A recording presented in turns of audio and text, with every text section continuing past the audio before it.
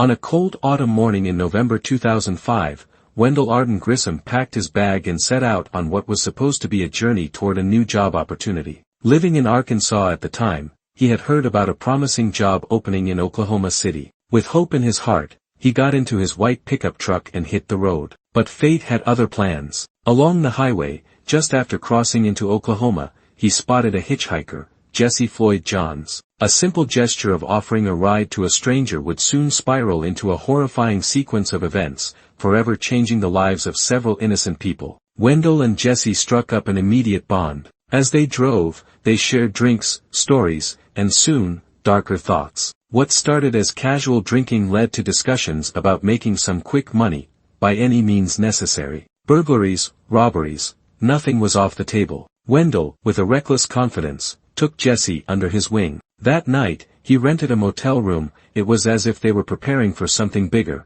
something more sinister. The following morning, Wendell revealed the weapons he carried, a black powder pistol and a .22 caliber Derringer. Their plans for burglary now had the potential to turn deadly. Fueled by alcohol and desperation, they stopped at a small country store, purchasing gloves, perhaps their first real sign of premeditation. The two men then drove deeper into the rural landscape of Blaine County, Oklahoma, searching for a vulnerable home. After scouting the area, they chose a secluded house near the town of Hitchcock. It belonged to Matt and Lauren Dreu Kopf. Lauren, who was known as Dreu, was at home that day with her two daughters, 18-month-old Riley and an infant, Gracie Jo. Also in the house was her close friend, 23-year-old Amber Matthews, who had stopped by for a visit. The women were enjoying a peaceful afternoon, completely unaware that two men had just marked their home for invasion. Wendell backed his truck into the driveway, positioning it for a quick getaway. He then turned to Jesse and gave him chilling instructions: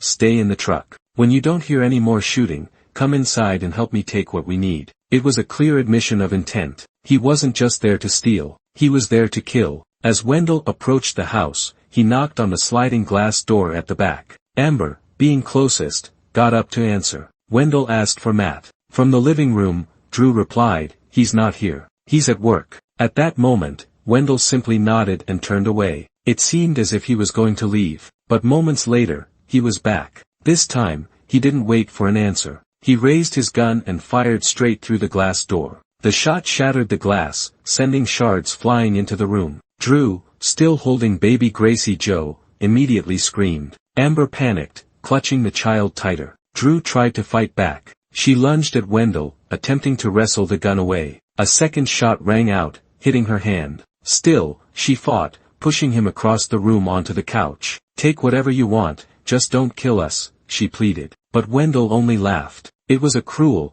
merciless laugh, devoid of any humanity. With his free hand, he reached for his second gun, aimed, and pulled the trigger. The bullet struck Dreu along the side of her head, sending her crumpling to the floor. Amber, still clutching Gracie Jo, ran into the bedroom, slamming the door behind her. She had no weapon, no way to fight back, only the desperate hope that she could shield the children from the violence outside. Dreu, dazed and bleeding, realized that staying meant certain death. In a final act of survival, she mustered the strength to crawl toward the garage, forcing herself to escape. As she did, she heard Amber's desperate pleas from the bedroom. "Please, please don't hurt the babies."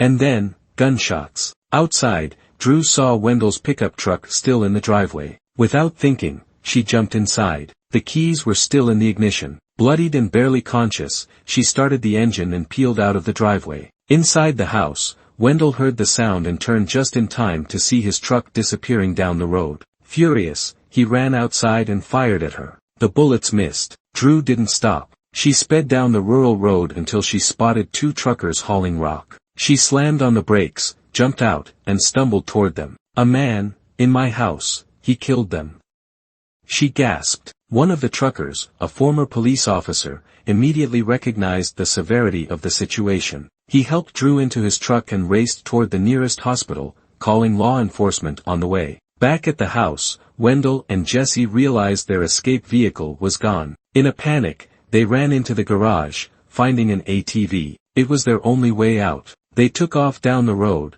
but within minutes, the ATV sputtered to a stop. It was out of gas. Their desperate attempt to flee had turned into a humiliating failure. Left with no other option, they began hitchhiking again. If you are still watching, make sure to subscribe to the channel. Your support helps us bring you more in-depth stories of crime, justice, and the people behind them. A passing driver, unaware of who they were, picked them up and dropped them off at a small roadside cafe. But the two men were already attracting attention. Employees noticed them lurking around the parking lot, peering into car windows, acting suspicious. When they finally walked inside and ordered beers, their presence was unsettling enough that the staff called the sheriff's office. By the time officers arrived, Wendell and Jesse had split up. Jesse had wandered into the woods, while Wendell attempted to disappear into a nearby wheat field. It didn't matter. Law enforcement quickly located both men. Wendell was found hiding behind a pile of rocks, still in possession of both of his guns. Their attempted escape had lasted mere hours. Back at the crime scene, medics rushed inside to find Amber barely alive. Tragically, she succumbed to her injuries before even reaching the hospital. Miraculously,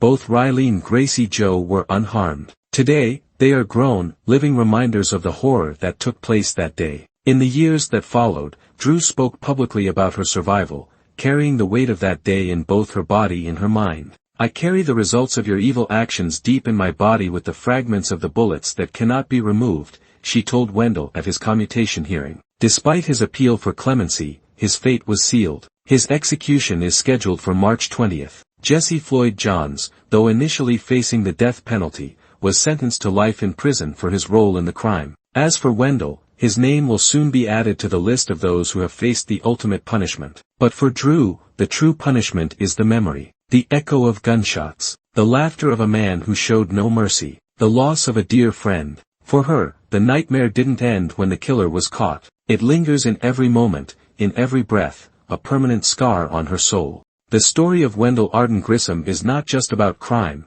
it's about the victims who were left behind. It's about a mother who fought to save her children, a friend who died protecting them, and a man whose actions led to an irreversible tragedy. His execution will bring closure to some, but for those who lived through that day, the scars remain forever.